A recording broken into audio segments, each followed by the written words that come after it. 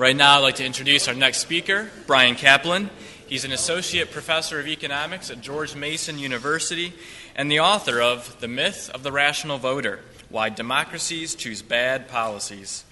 His writings have been published in the American Economic Review, the Economic Journal, the Journal of Law and Economics, the New York Times, the Wall Street Journal, the Washington Post, and many other outlets. He's appeared on 2020, C-SPAN, and the BBC. He's currently writing a new book, Selfish Reasons to Have More Kids, due in 2011 with Basic Books. He blogs at Econlog, and he's named a top economics blog by the Wall Street Journal. Please join me in welcoming Bryan Caplan.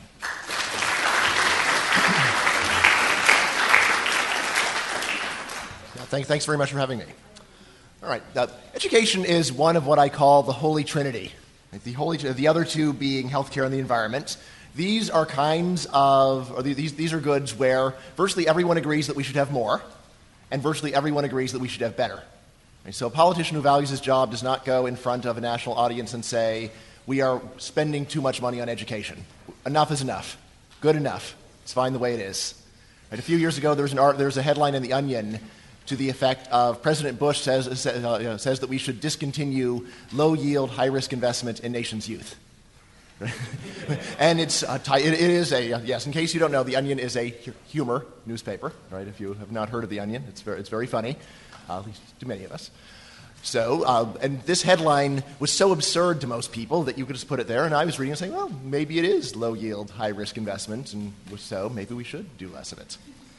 Okay. Now, education is also a rare example of a kind of spending where both economists and the public generally agree that we're not investing enough.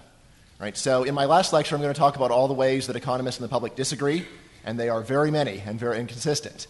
Education is one of the very weird cases where economists and the public do agree, where economists and the public do see eye to eye, where not only does the public think that we need to be doing more, but economists will say, yes, that's actually right. The broken clock is right twice a day, and education is one of those times that the public actually has it right. Right now, when you go into the economics of education literature, what you'll see is that economists estimate something called the rate of return to education. So I presume that everyone here, before you went to college, you went to an Excel spreadsheet and then you put down a bunch of numbers about how much money you can make with college and without college, and what the cost of tuition was, and how much money you could be earning in and out of school. And then you went through the numbers and tried many different alternative scenarios, and finally, after weeks of deliberation and studying the numbers, you decided that you would go to college, or maybe decided that you would not, right? No, actually, most people do not do this, but economists who study education have done this for you. Right? Economists who study education have done this for you, or at least they've done it for the average person. And the usual conclusion that they get is that education actually pays extremely well. Right? Education actually pays extremely well, particularly if your parents are paying the tuition. Right? Right? If you're paying your own tuition, then it's a little bit harder. The best deal might be if you get your parents to give you the money that they would have spent on tuition, and then you can invest it in some other asset. Right? Anyone's parents willing to do that for you? Right? Yeah, that requires a high level of trust. Right? But anyway, when economists study the return to education and try to estimate what kind of, how well this investment actually pays, it's quite common to get an estimate of something like getting maybe a 8 or 10% rate of return. If you go and do some adjustments, maybe that'll get down to 5 or 6%. But still, this is not bad at all. Right? Certainly, that's a lot better than the stock market has done in recent years, for example. Okay, so the standard return to education estimates are at least pretty high. And these estimates do not actually count another effect that economists consider important for education, which is the positive externalities. So many economists will say, we are all better off if people in general have more education, and yet when we estimate the return to education, we're just looking at how much is in it for the individual. So many economists will then say, so actually the benefits of education are even larger than they seem. Not only does it pay the individual amply to get more education, but also society is better off if more people go because there's so many people other than the student himself who get to pay off from it. Okay, standard story. Okay, so this is a standard story, and many people study education their entire lives without ever going past it. And yet, it seems to me that if you actually pay attention to what goes on in classrooms, there's something really strange that is going on, which is most classes teach no job skills. Most classes teach no job skills. So right now, I'm in the 35th grade. I have not been out of school since I was 5 years old. And it is almost impossible for me not to notice. You sit down in a classroom, the professor or teacher goes and talks about something that virtually no job on earth requires you to know. Right? So some obvious example, history.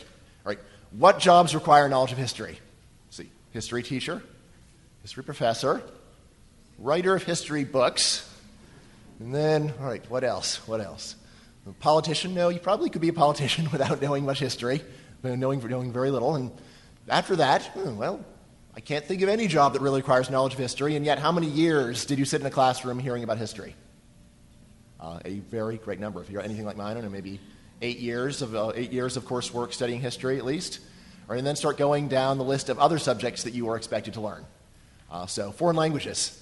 Right now, if the foreign language is English, then there probably is a payoff. But for most Americans, to learn a foreign language has almost no career benefit because virtually no jobs in the United States require knowledge of foreign languages. Right? And if you go to, and even if you say, well, maybe I'm going to go and work abroad. You want to work abroad? Wow, they all speak English. I tried to speak the foreign language to them that I studied in school and learned very poorly, and instead they respond in English, and before you know, we're all talking English and having a great time. Right? So foreign languages don't seem to very much pay off. But advanced mathematics, how many jobs use advanced mathematics? Well, more than use history. That's right. More jobs use advanced mathematics than use history, but still. So trigonometry. Right, let's see, how many jobs require knowledge of trigonometry? So maybe some engineering, a few others. Just not very many. I have a Russian colleague, when I told him, Ilya, most Americans who study calculus never use it in their jobs. And he's like, oh, calculus is very useful. In a few jobs, but most people who study it will never have a job where calculus is required. What are these jobs?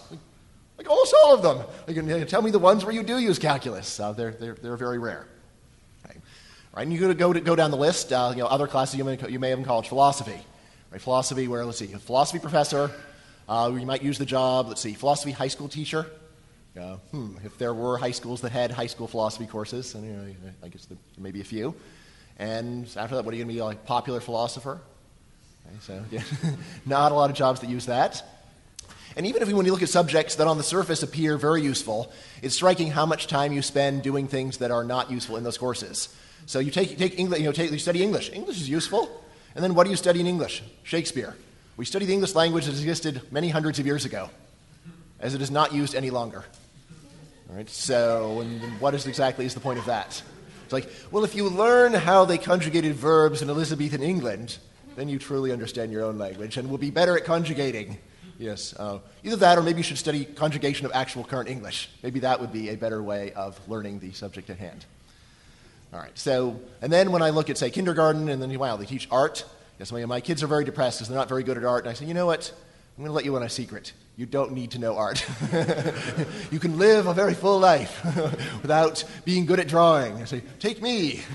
I can't draw anything, and yet I've had a fine life. And your mother, too. She's good at drawing, but she does not have to draw in her job. You say, on the other hand, imagine what it would be like if you were not very good at reading. That's actually tough. Right? That does limit your options if you're not so good at reading. All right, so you take a look at the courses that you have spent, and every person in this room is an expert on this. Every person in this room has spent at least 10 years in school of some kind. I guess there's some homeschoolers, so hopefully you do not spend so much time in useless stuff, but it wouldn't surprise me if you did. Right? Especially if you have to pass some state test in order to continue to be allowed to homeschool. Then you really need to continue learning stuff that isn't very useful. Okay, so most classes teach no job skills. Now, at this point, many libertarians would be tempted to say, well, of course, government is in charge, government's inefficient, they make people learn a lot of stuff that's useless. But there's a puzzle. Look, if it's really completely useless, why is it that employers care? Right? Because on the one hand, you sit in school studying mind-numbing subjects that appear to have no practical application. And you may even remember every now and then you have a class where there was a smart aleck who raised his hand and said, what does this have to do with real life, teacher? And the teacher would give a pitying look, say, one day you'll see how important trigonometry is in daily life. Your trigonometric identities, right, to say something that's especially unuseful. Okay, so it seems awfully strange. On the one hand, it looks useless. On the other hand, the market is rewarding it. So many libertarians would tend to say, well, I guess foreign languages are useful somehow or other. Not that you actually need to be able to speak them to do the job, but somehow foreign languages are useful because the market would not reward it if the skill were not, in fact, desirable. Okay, so we take a look at the world and we see that employers appear to be paying a large premium to people who study subjects that are unrelated to their work. And this is often truly pathological in that you could be, say, one Aristotle class short of your bachelor's degree, and someone will not consider you for a sales job. Like, if only, I mean, the person probably is figuring that you need to understand Aristotle's metaphysics in order to sell stuff. Probably not.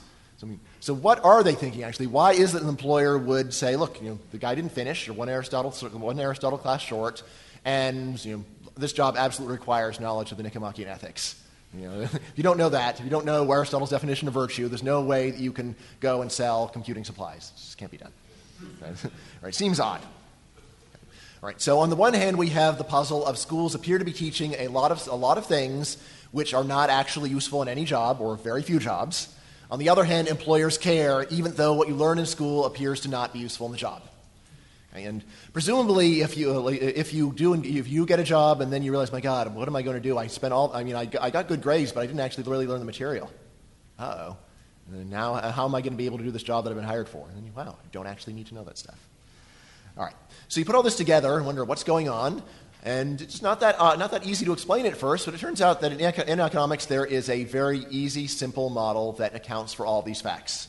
It is called the signaling model. The signaling model of education, when we apply it to education. There are two key assumptions behind the signaling model of education. First one is that there are hard-to-observe differences between people. In this case, between, say, the quality of a worker. Right? So just looking out of this room, it is not that easy for me to simply look at you and decide whether or not you're a good or a bad worker. And if we were wandering down the street, it would be even harder. You look at people, is that guy a good worker, is that guy a bad worker? It's not that easy to tell. Right? Again, if someone is dressed in rags, then you might suspect wouldn't be a very good worker. So there are some things that you might tell from visual inspection. But still, it is pretty hard to just look at a person and know whether or not that person is a good or bad worker. So that is the first key assumption of signaling models, which I say is pretty clear.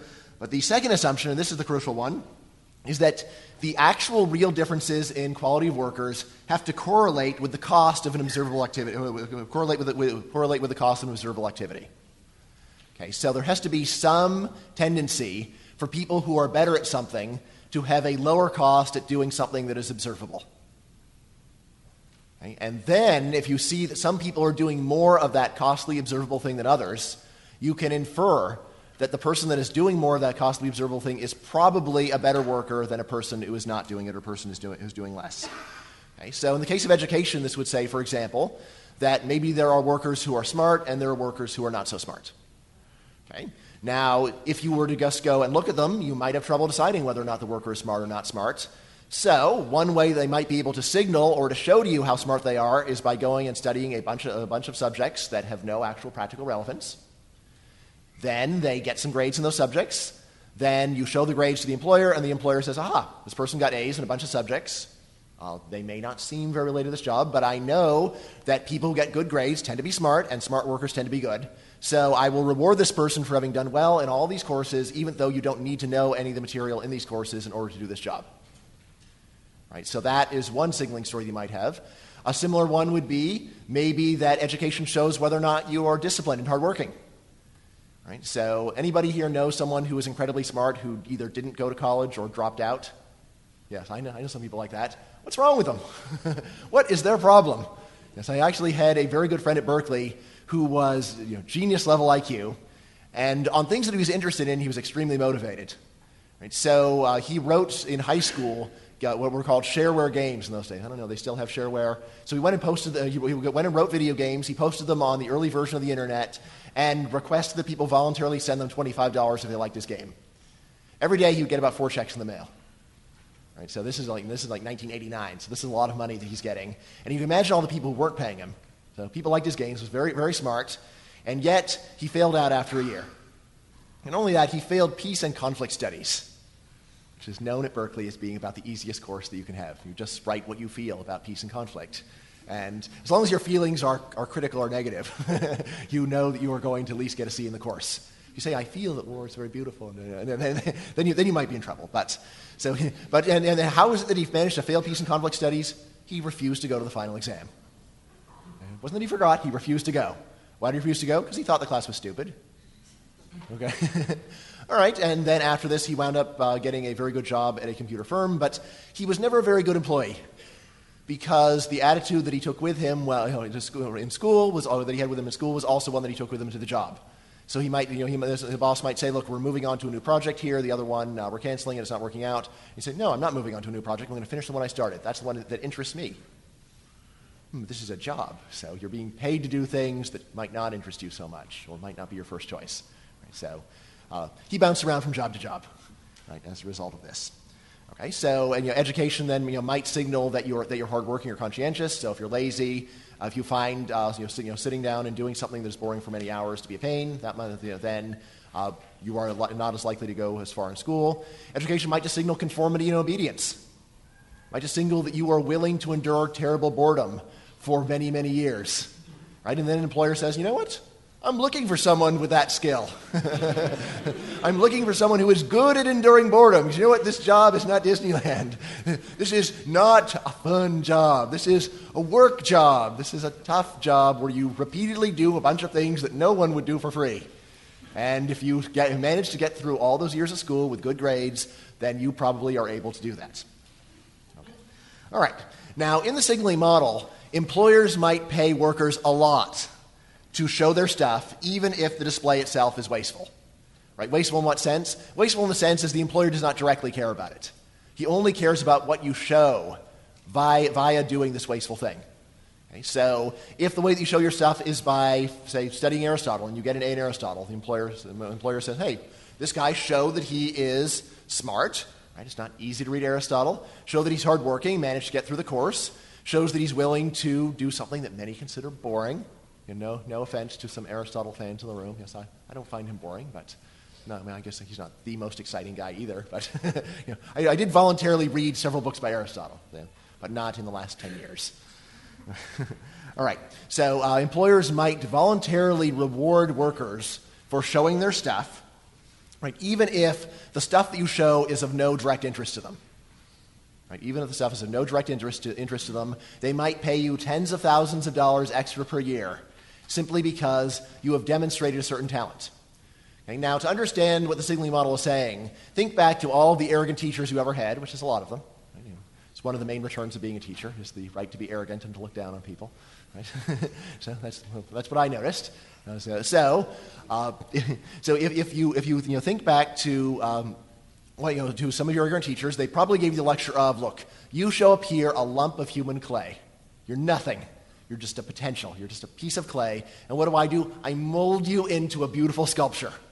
Then I put you into the fire. And then I sell you to employers. Last stage. The teacher may not actually say that part, but it's implicit. Okay, now that is the standard story that most economists believe about education.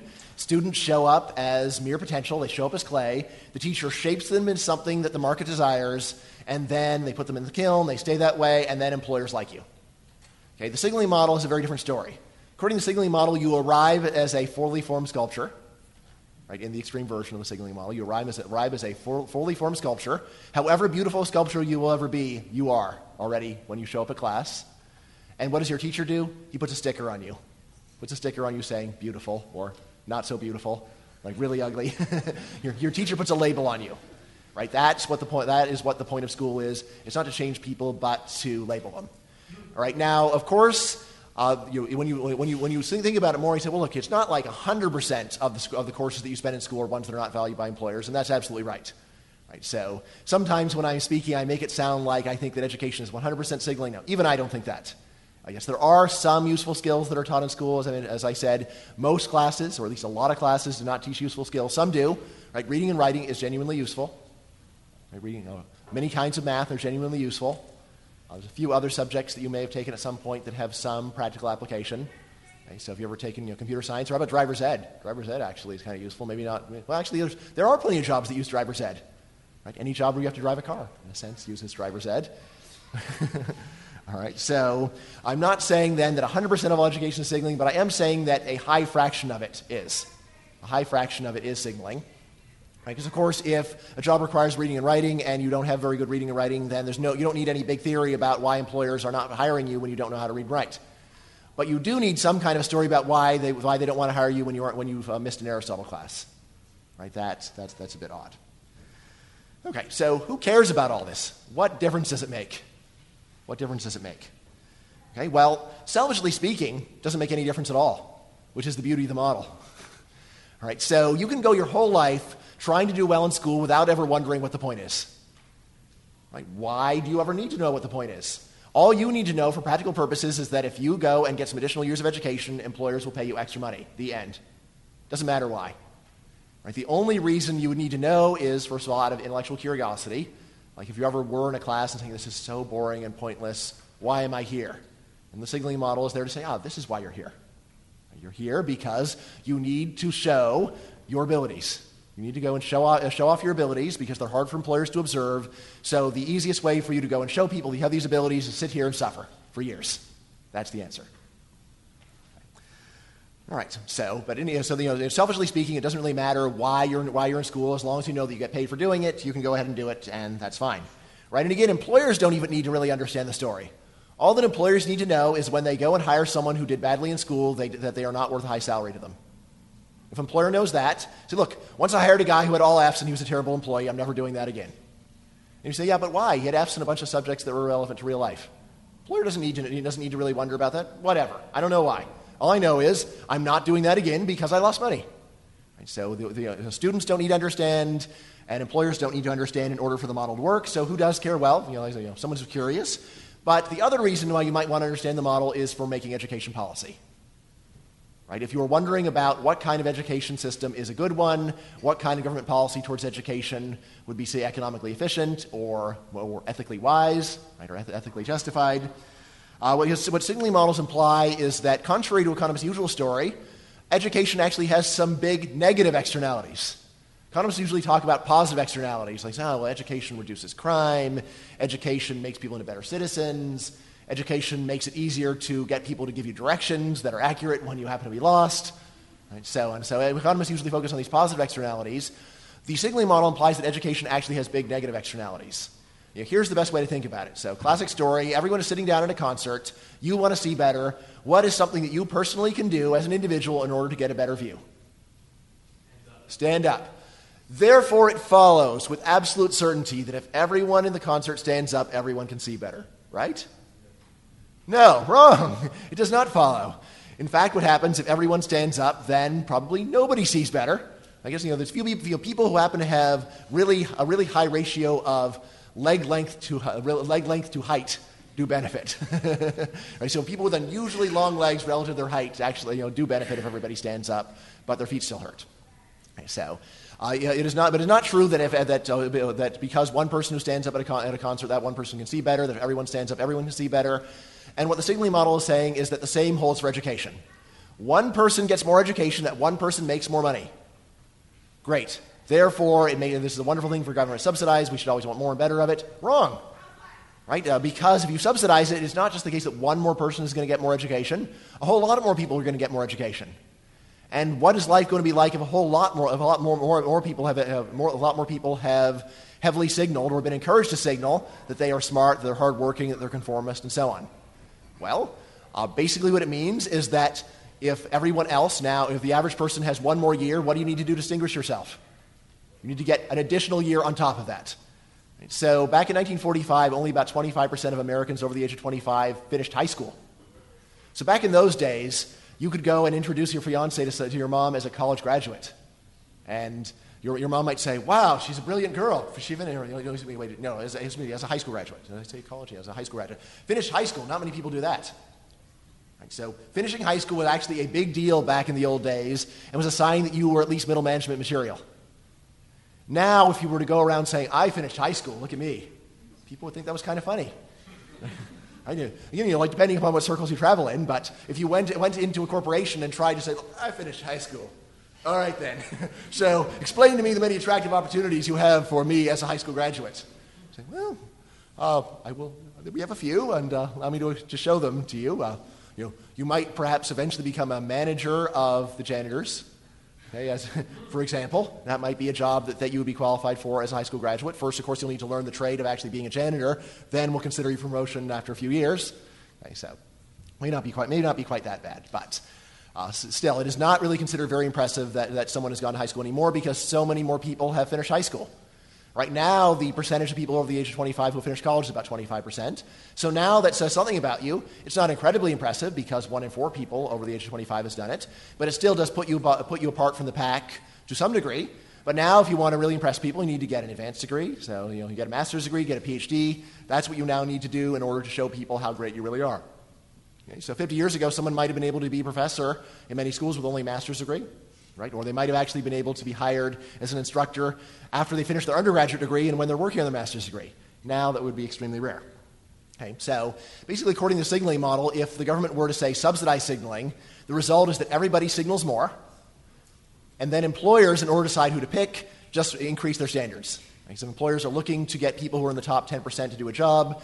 If people are encouraged to get more education from the government subsidy, this just changes the amount of education that you need in order to impress people.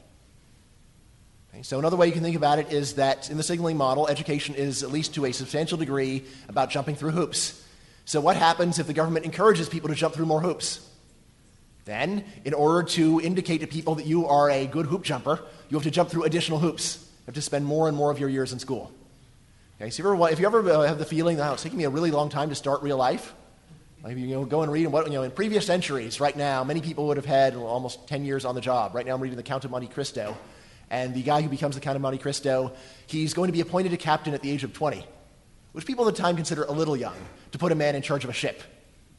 Okay, you got to remember, these are like big ships that are incredibly large investments, and yet, in 19th century France, would not have been considered absurd to put a 20-year-old in charge of a ship because he may have easily had 8 years of experience in sailing by that point. Okay, so now I don't think there are many 12-year-olds who are acquiring experience on the high seas. Okay. So instead, they would be spending many more years in education. Then finally, after a much longer time, then they can actually start learning their job. Okay, now, some other things to think about with the signaling model of education. First of all, you and I tend to assume that for any technical field that I don't understand, that they're actually learning useful skills. And I'm then often surprised when I talk to people who are studying the technical field and learn how even they don't think that they are learning things that they're ever going to use in their jobs. So my wife is a lawyer, works in securitizations. She had a course in securitizations in law school. You'd think that that course would have been extremely useful to her in her job, and yet it was completely worthless. Why? Because the law students studied the securitization laws of a few decades earlier. They did not study current securitization law. The one who studied law that was completely irrelevant and outmoded.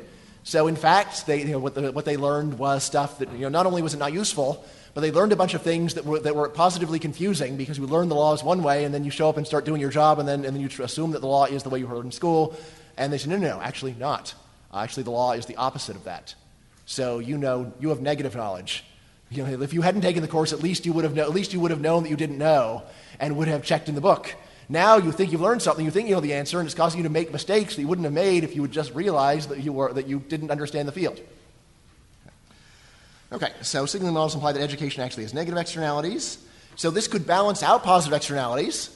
Right? So if you're very impressed by the positive externalities of, say, education cuts crime, education makes people into better voters, if you're very impressed by those, then you may say, well, these negative externalities, due to signaling, at least are weight on the other side, suggesting that government subsidies for education are not nearly the no-brainer that most economists think they are.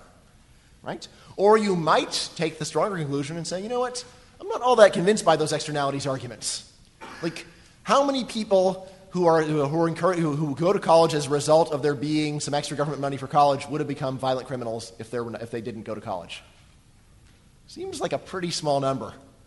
And to go and heavily subsidize college for a large number of people, the overwhelming majority of whom would never have become muggers, seems a bit odd. Right? And if you go and start crunching the numbers, it's not at all clear that would make much sense. How about more educated voters are better voters? Do you buy that? Yeah, I actually do buy it. Yeah, so when I give my talk in the myth of rational voter, there actually is very good evidence that more educated voters are, first of all, they think more like economists than less educated voters.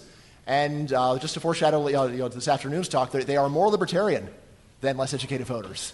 If you then say, that's impossible, I go to college and these people are so unlibertarian. Well, compared to what? Compared to what?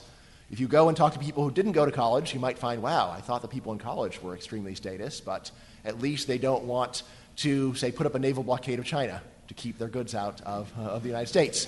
They only want a tariff. They don't want the blockade. Right? All right, so that's the difference. Okay. So I do think that actually more educated voters are better voters, and better in the sense of better understanding of economics, more free market, more libertarian. Right? Although I'm still skeptical of this rationale for subsidizing education in general. The most obvious one is, look, if that's so, then maybe we should subsidize economic education. That's a good one. Yes. Yes, all right. I'm an economist, but doesn't mean I'm wrong. That's the one where the case is strongest. Okay, so maybe there. But doesn't mean that there's any point of subsidizing all this other education that has nothing to do with smarter voting.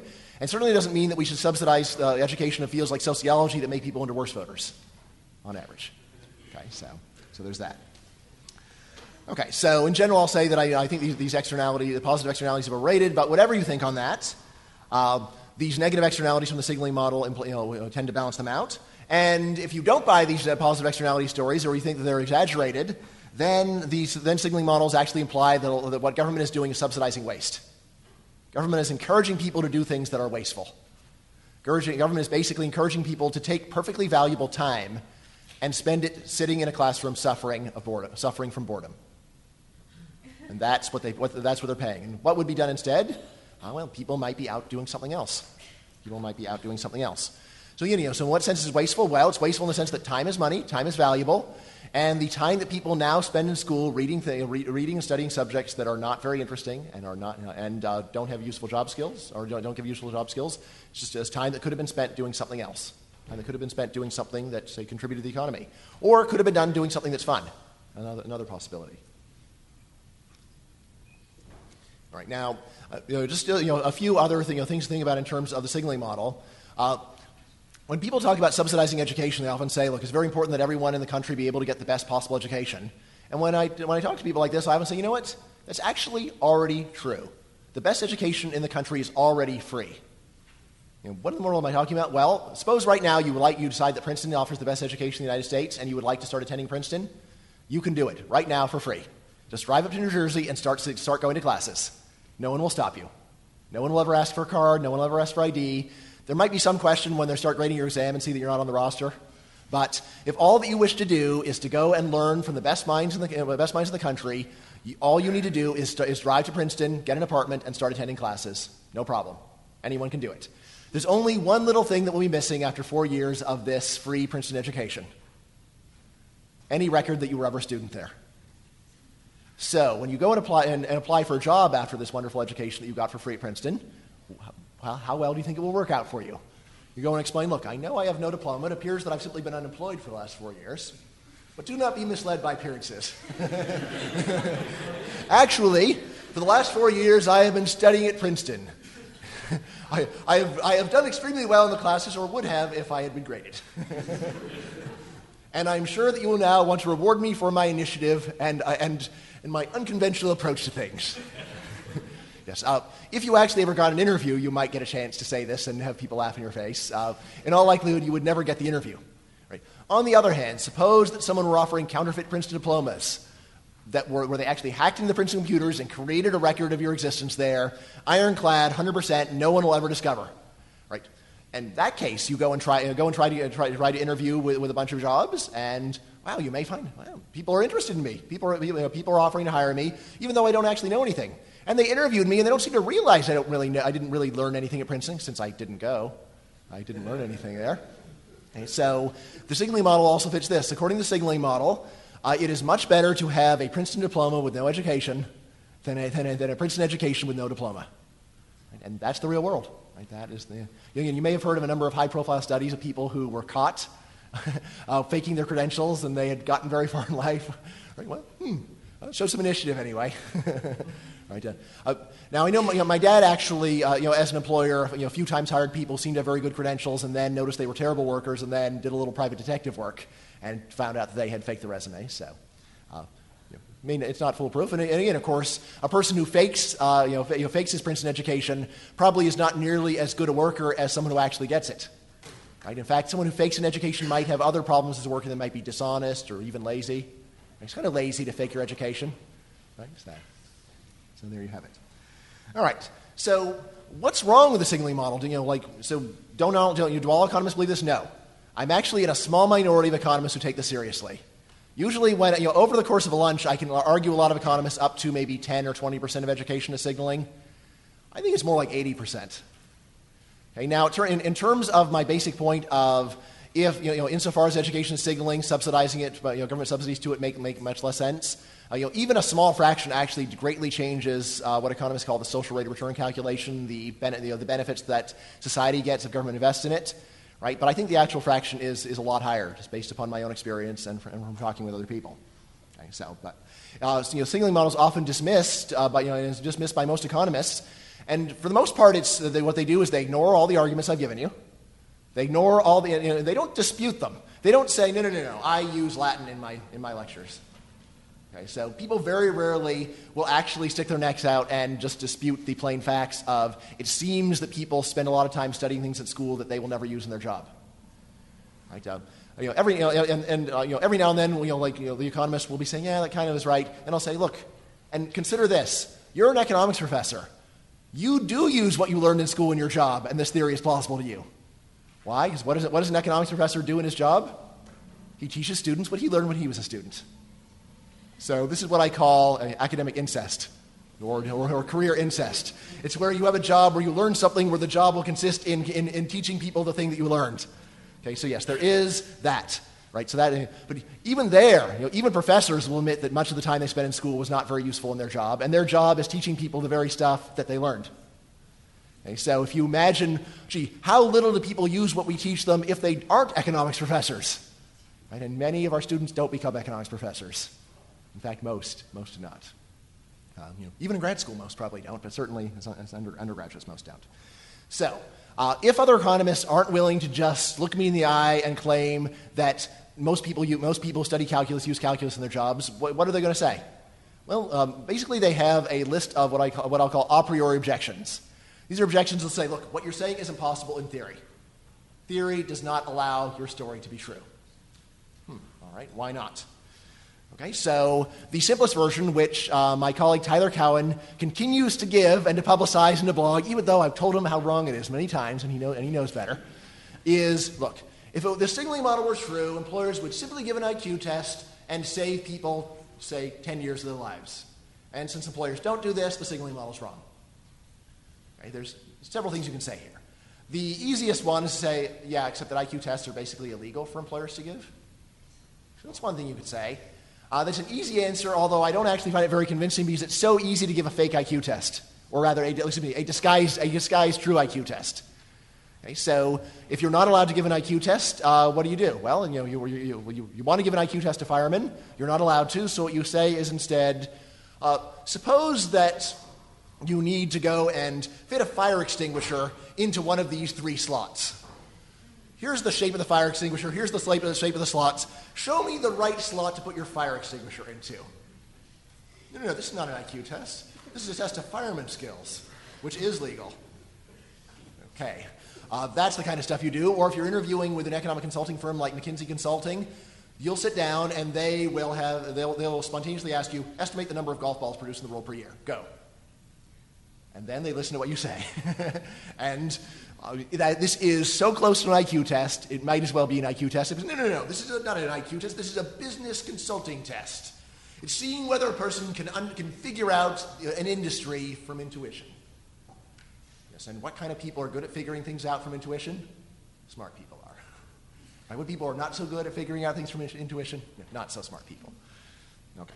So, while I am tempted to give the reply to Tyler of giving IQ tests is basically legal, so that's why people can't do it, I think that is not really that fair because the law is too easy to get around. Okay, so what is the right answer? I think the right answer is say, well, that's true that you could just test people's intelligence and hire them right out of high school or hire them right out of junior high for that matter.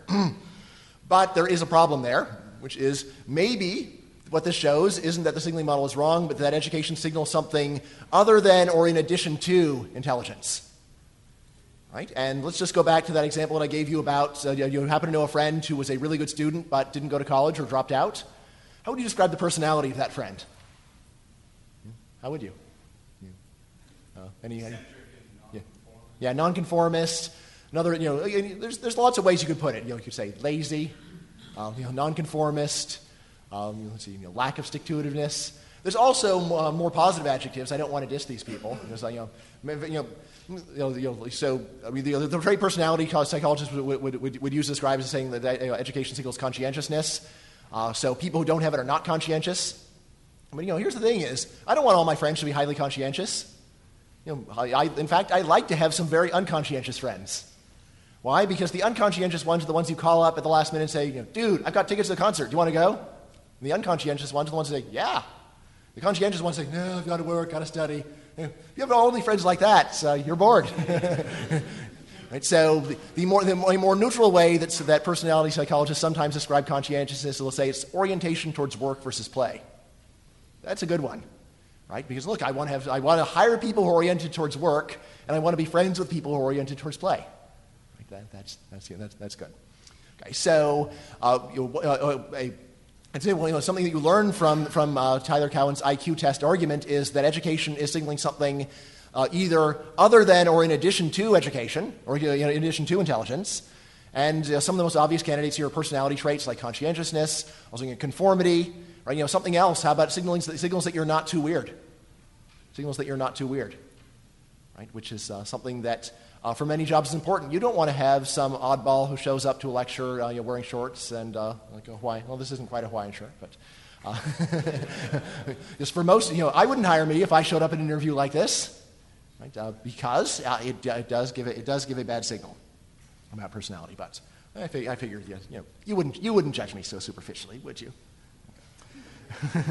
All right. So one thing the objection of if education were primarily signaling, then we just give an IQ test and forget about it, suggests that what's really going on is that education is signaling something other than or in addition to intelligence. And really, what I'd say is that it's signaling a mix. Here's something. Supposedly that you have excellent SAT scores, but you go to a no-name school.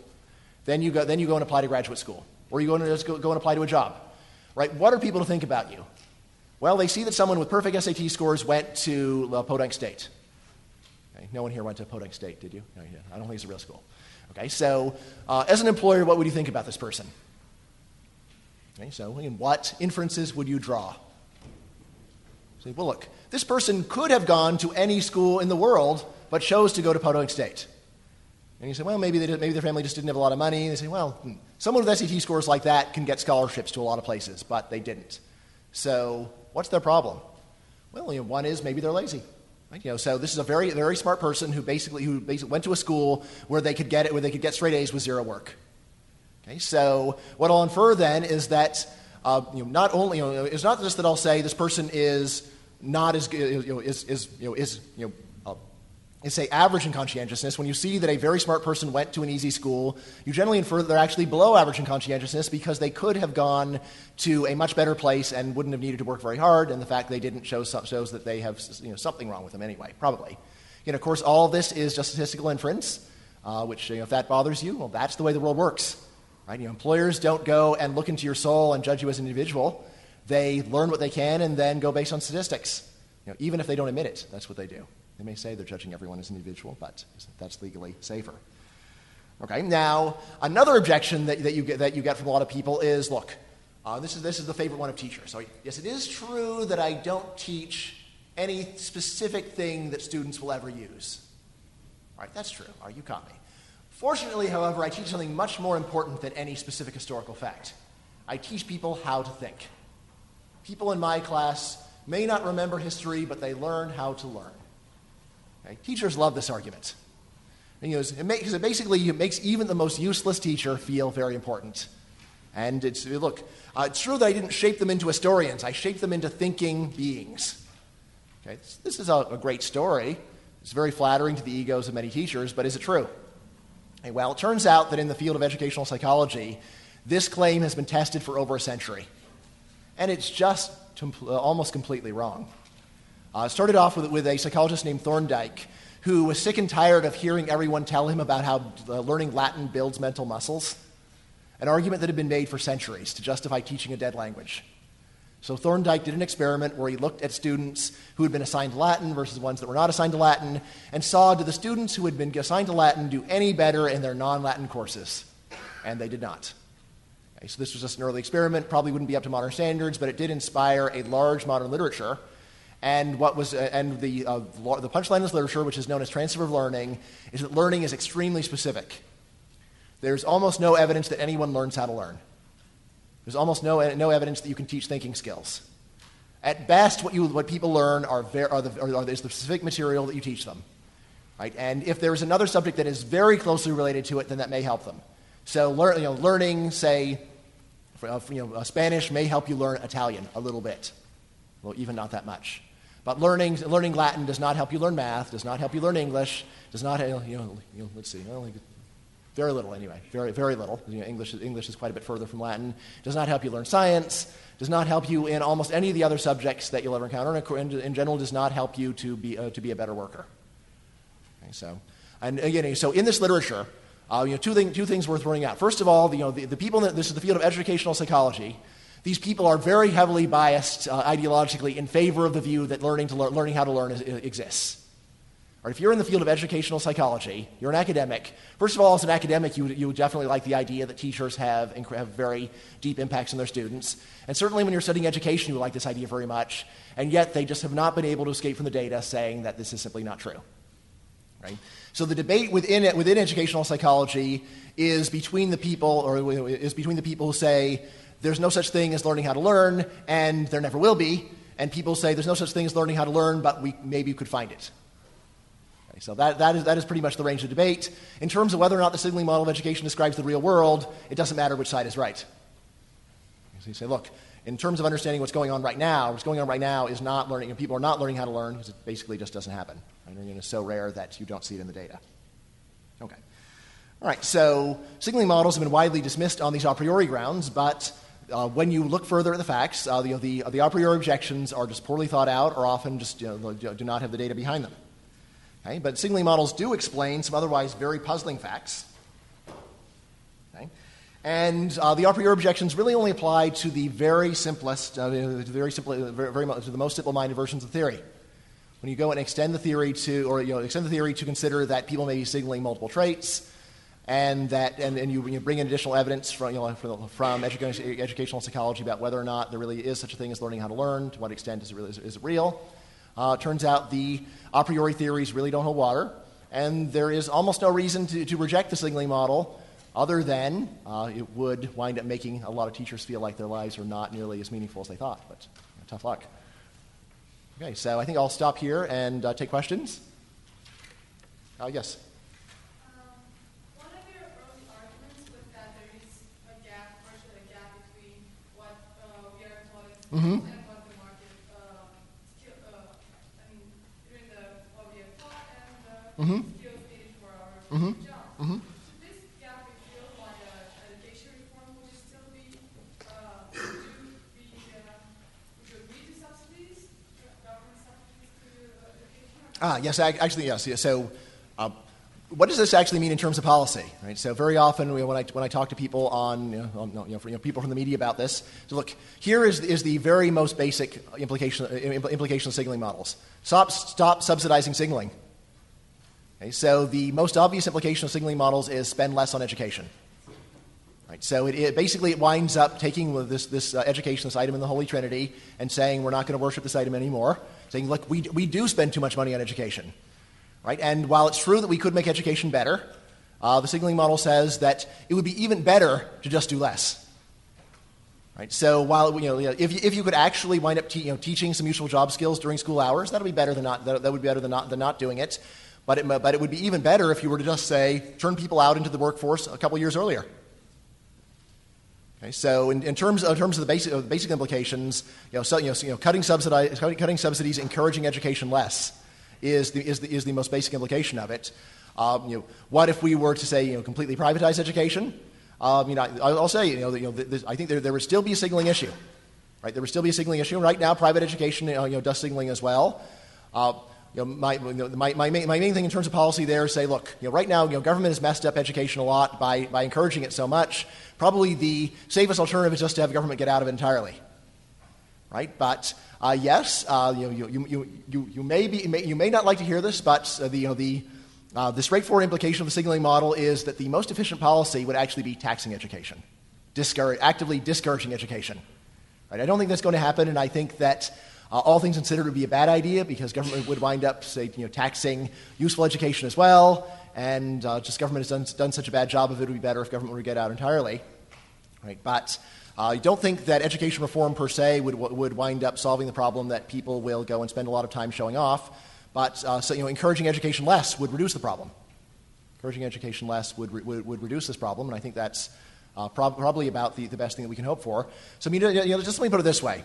As a libertarian, the argument that I would most like to give is to, and one that would make people like me the most, and I think would have the most traction, is say, look, education is really important. Free markets are the best way of getting education. Let's have a free market education.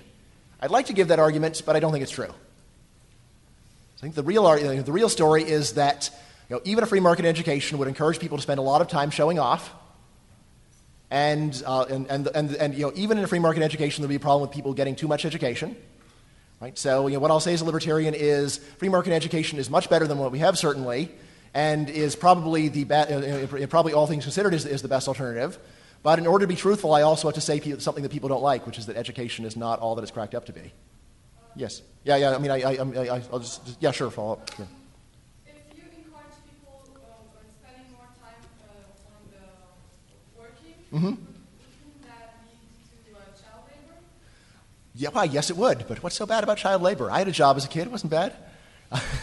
Yeah. Again, what I say? What's wrong with child labor? Depends upon what the child is doing. If the child is working with dangerous, heavy machinery, yes, that's a problem. If the child is, say, working in a store, I don't see anything so bad about that. So, child is running errands. Child is a what is like the lowest level on a ship?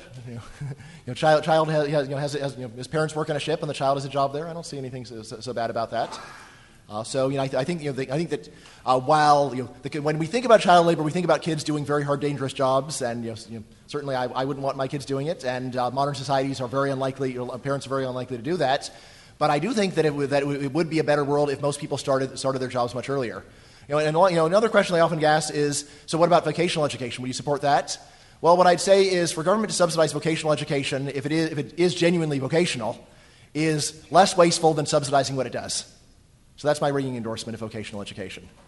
Okay, so we would be, if government is going to subsidize education, better that it subsidizes people to learn something that is actually useful, where they acquire a skill.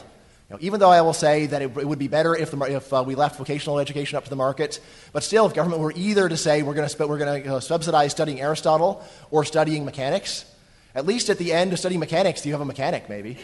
Whereas at the end of studying Aristotle, at best you have an Aristotelian scholar. And so, how many of those does the economy need? Yes? I have a question. Do you think that the fact that many people working in academia dismiss the signaling model and are arguing in favor of increasing subsidization of education, do you think this is an example of rent-seeking behavior? Because I was thinking that perhaps these people work so hard to get advanced degrees and they don't want to lose their positions to people who have lesser degrees. Sure. I'm very tempted to say that because yes. Do I think that it's possible or likely that the reason why there's so much resistance in academia to the signaling model of education is that is rent-seeking, basically, that it's in their self-interest to perpetuate the myth that everything that you learn in school will be very useful to you later in life? I'm very tempted to say that because I like to make fun of people, but not so much to their faces, but in the abstract. But I don't think that's true because basically what academics think is what almost all normal people think. So I think the real story is that almost everyone, even as a young person, becomes convinced one way or another that education is this wonderful thing, and that we should always want more and better of it. And then when they become an academic, they just continue in this view. Right? So I haven't noticed any difference in views between, say, economists who work in the private sector versus academic economists. And this is, as I said, this is an area where economists actually think the normal thing. Economists agree with the general public. So, much as I would like to just say, to make the ad hominem argument that you only believe in this because you're worried that you'll be out of a job, I actually don't think that's true. People occasionally ask me, but if we listen to you, wouldn't you be out of a job? And I'll say, yeah, I guess I say so. Well, maybe some philanthropist would be so grateful for me having exposed exposed the great myths of the education industry, they would endow a chair for me somewhere. Saying, look, he was the whistleblower. He pointed out what was really going on. So I'm so grateful. I'll go and endow him a chair so I can continue in my occupation. By the way, on the rent-seeking point, the education industry has been incredibly good to me. Right? I have no personal vendetta against the education industry. It has given me a dream job for life. Why am I biting the hand that feeds me? Because I think it's the right thing to do. Yes. You might want to skip around the room. Yes. Fair enough. Okay. Let's see. How about you there, please? Yes. You argue against education teaching skills used in jobs and personal gain from that, and also the market gain from that. However, have you touched about society and how society benefits from education in terms of culture and identifying unity amongst a group? Right. So, I did mention, many economists believe in positive externalities of education. So I mentioned the main ones that economists mention are reducing crime, which I said doesn't strike me as very plausible. And then there's another one, there's the effects on citizenship, where I'd say that at best it's a very tiny fraction of education is these externalities. So if you're going to subsidize anything, subsidize only this tiny fraction and don't throw a ton of money at a whole bunch of things that have nothing to do with it. You mentioned effects on national unity, and what was the other one? Culture. Right. So on national unity, I think national unity is generally bad. And I think that has negative externalities. The most unified countries are also generally the scariest countries. Right? I will not name names, but countries that are very unified are often very scary and belligerent towards their neighbors. And I think it is a good for the world if this not be encouraged. And, so that's what I'd say about unity. Is why many people talk about how great unity is. I think unity is bad, and it would be better if we did not have such a sense of common identity. Right? Because remember, so what is it that people think, well, we're unity, so we worked well together, and this means we also work well together against others. Again, we work well together against others, and when you build up a sense of national identity, you also then almost automatically build up a sense of dislike or skepticism or hostility to people from other groups, and I think that's a much bigger problem. In terms of culture, I am very skeptical that that education does very much to encourage culture, because so many people learn to hate culture from education. So there are many people who might have eventually come to like Shakespeare, but they never will, because when they were 15, they had to listen to another 15-year-old read it very badly, and it ruined it for them. So I say, now again, if this does not resonate with you, I urge you to remember, you guys are very unusual people. Not only are you people who are getting much more education than most people, but you are getting education for fun on your vacation. Okay, so people like you are very likely to enjoy education much more than most people, right? And like me, so I enjoy high culture very much. I'm an opera fan, Shakespeare, all this stuff. And yet, when you go and honestly talk to normal people, most people do not find this culture very entertaining, and in fact it's off-putting. So in practice, I don't think that education really does much to instill love of culture. And the people who wind up learning to love culture through formal education, I think they probably would have gotten it somewhere else anyway. Let's see, how about in the back there? Yes. Oh, sorry, Chris, right? Yeah. I just had a question about how does I've heard some educators in the past make the case that education is also about a process of self-discovery for students. To what extent do you feel? It seems to me, I guess you could make an argument, that that process of self-discovery enables us to find these niche fields, kind of supports the free market by enabling specialization and division of labor a little better. What do you think about that? Yeah, again, I think you need to go and look at the typical curriculum to see just how much broadening of horizons actually goes on. Basically, what the horizons that you learn or the options that you learn about in school are, look, I could be a history teacher, I could be an English teacher, I could be a math teacher. It's actually extremely narrow. I think if you really wanted to give people a sampling of what they might do, you'd have more something like a system of rotating apprenticeships, where you'd go and try a bunch of different jobs for 2 weeks. I think that would be a much better approach for actually teaching people and giving people an idea about what are all the different options that they have in this world. While there is some value to showing people options, I think education actually greatly narrows people's view of what their options are. Just think about every person who finishes college with a liberal arts degree and then says, what kind of a job do you get with an English degree? They've gone through 17 years of school and they can't even think of any jobs that use the degree they've just gotten. It doesn't seem like they've really been broadened much at all. So so now, incidentally, another thing, question people have is, so what would go on if we were to greatly reduce subsidies to education? Wouldn't this lead many people to get much less education? Yes, that's the whole point. That is the whole point: is people getting much less education. So what would that world be like? Well, a big part of it is that people would start jobs earlier, but also there would be many more apprenticeships. Right now, of course, there are internships, there are some apprenticeships, but they're not a very big part of the economy because right now. There aren't a lot of very talented people who are very young around because talented young people tend to be in school.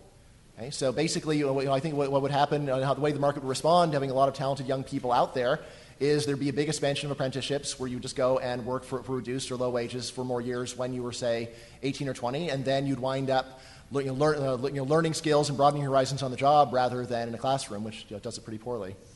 Let's see, how about over there, please?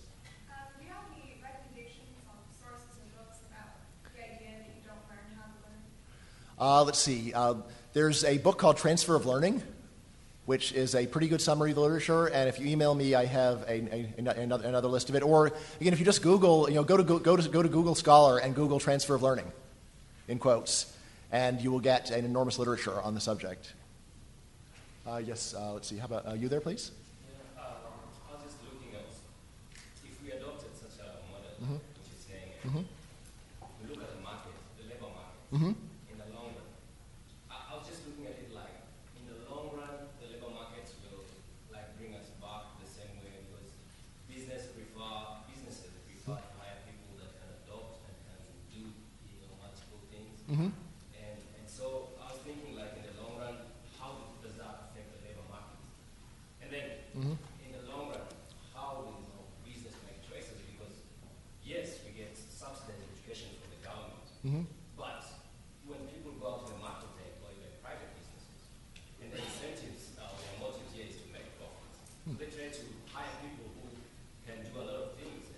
The assumption here is the more education you have, then the more easily you can learn a lot of things. And although specialization is, really appreciated, I'm thinking a business would rather hire someone who can do multiple things. So I don't know how you Right. So that is really the whole point. It's really the whole point of the signaling model is to say that while more educated people are good at learning more things, education does not cause them to be that way. They were that way before when they showed up. So it's not that education takes a person who wasn't able to learn a lot of things and turns them into a person who can learn a lot of things. Rather, what education does is it puts a sticker on your forehead. Person capable of learning a lot of things. Okay, now what would happen if education weren't subsidized? Well, partly people would still get education, you'd still get a sticker. It's just that you wouldn't need to be in education for nearly as long in order to convince people. Okay, so that's part of it. Another part of it, though, is that employers would switch to looking at your job resume rather than your school resume. So employers would go and say, look, this person has was rapidly promoted to a bunch of their jobs. This person has had jobs in the past where they needed to know how to do a bunch of different things. I need a person who's able to do a bunch of different things, so I'm going to go and hire this person. Okay, so that is, that would be the natural market response is to, first of all, just basically just say, look, you don't need you don't need as many years to prove that you were able to learn a lot of things because it's more expensive to go, so fewer people do it.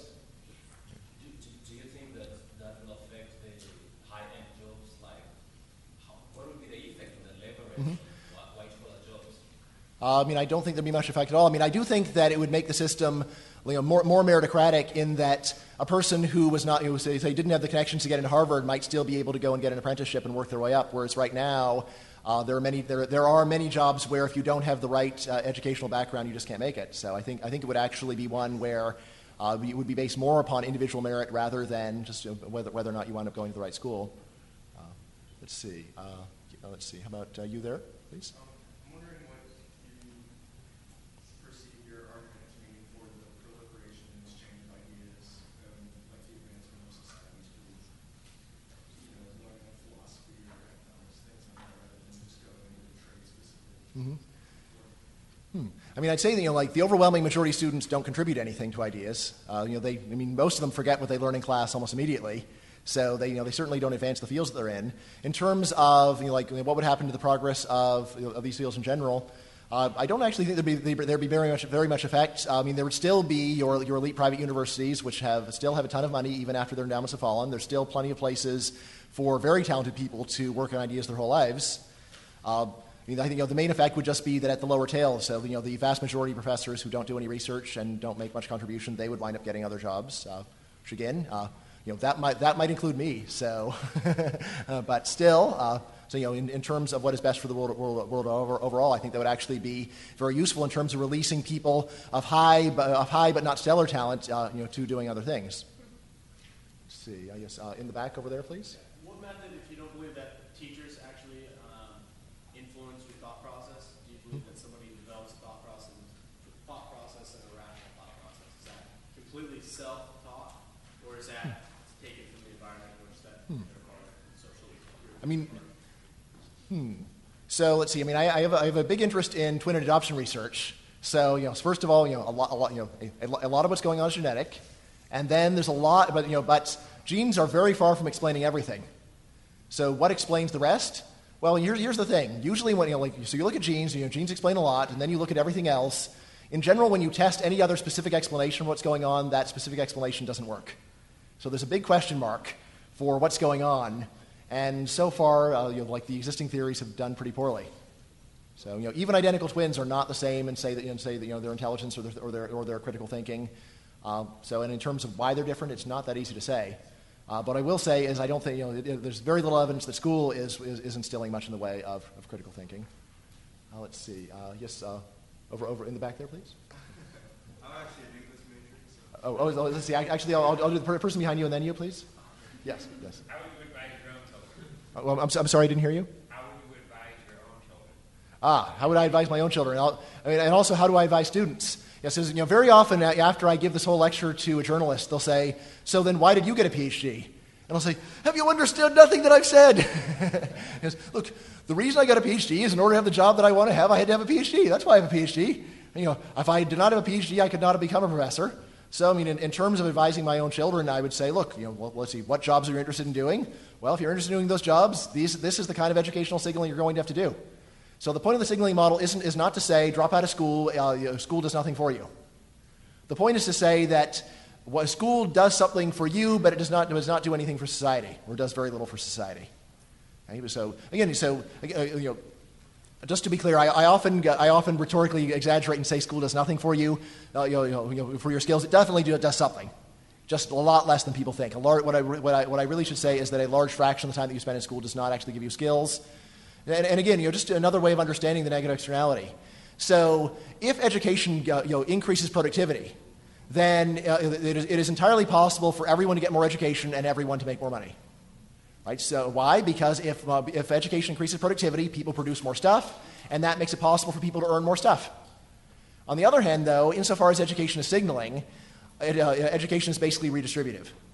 Okay? So if education increases your wage but does not increase your productivity, so you earn more money but you don't produce more stuff, where does that extra stuff come from? It comes from other people.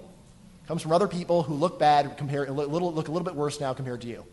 Right? So in terms of what I would advise any individual, I'd say, well, tell me what your career goal is, and then I'd say, hey, if your career goal is something that needs college, you're going to have to go to college. Sorry, but that's life. Until we can have a big change in the system, it's not going to happen. Yes, right there. You keep answering all my questions, but then I just want you to clarify that. Mm-hmm. I really appreciate this whole idea. It's great. But I just wanted to look at the word education. I think it's really broad for way to talk. I think Excuse me, I didn't understand the first word. I really talking about traditional education because I believe there are so many forms of education. We should rather encourage more of those other forms of education and then probably discourage the traditional education. So I kind of have a problem with you saying education throughout because I agree with you that this is traditional education that we have to probably limit or lessen. But then apprenticeship, traineeship is another form. There are so many forms, and then probably we need to promote those other forms. That's my only suggestion. Yes, I mean, I've had a number of people who complain about using the word education, and they have this great quote from Mark Twain saying, "I never let my schooling interfere with my education." However, almost all people, when they think education, think traditional education. And And it is so sacred to them that I see value in taking the word that they use and saying something bad about it, just to shock them out of their complacency. Right? And that's why the title of my third book will be "The Case Against Education." Why our educational system, not just public, but why our educational system is a big waste of time and money. See, I'm sorry. Yes, I was supposed to get you, and I forgot. I was just wondering how you would deal with the argument that you're seeing people in like economic reductionism, and like people are more than just economics, more than just machines producing, and like how do you explain where art and culture come from, because they serve no function or purpose against the fight against nature, not surviving, but they have been here since the beginning.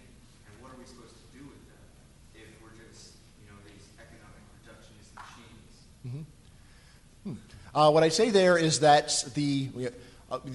a defensive education that you could give is say, look, it was never supposed to be investment anyway. It was always consumption. So, and of course, for people in this room, that argument probably makes a lot of sense. So my guess is that many people in this room actually have enjoyed school many times. Okay? And you have appreciated the culture that has been given to you and so on.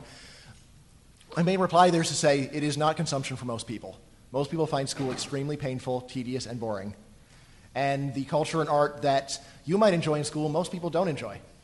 Right? So I think that to go and encourage them to sit in a classroom and be bored just doesn't serve much useful function. It does not elevate the human soul. I think actually most people would be better off and would get more artistic experience out of being out of school and watching TV or playing video games or going to the movies.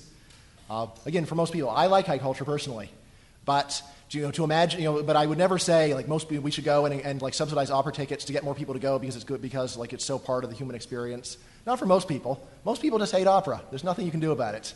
And if you make them go, not only will they not learn to love opera, but they'll be suffering there. So just let them go. Thank you.